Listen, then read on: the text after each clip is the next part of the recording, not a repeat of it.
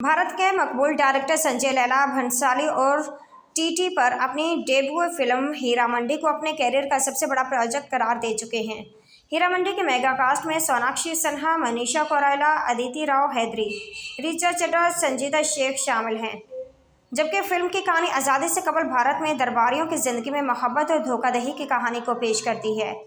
Film में तकसीम हिंद और पाक से कबल 1940 के दौर को अक्सबंद किया गया है। ताहम अब भारतीय मीडिया रिपोर्ट में हीरा मंडी की कास्ट और डायरेक्टर को दिए गए मुआवजे से मुतल्लिक इंकशाफ किया गया है।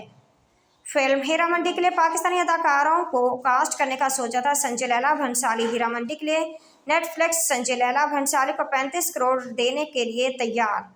रिपोर्ट में दावा किया गया कि बड़े बजट पर बनाई गई फिल्म हीरा मंडी की तैयारी के लिए 200 करोड़ भारतीय रुपये खर्च किए गए हैं। जबकि फिल्म के डायरेक्टर संजय लीला भंसाली ने मुबैना तौर पर सीरीज के लिए तकरीबन 60 से 70 करोड़ भारतीय रुपये मुआवजा वसूल किया।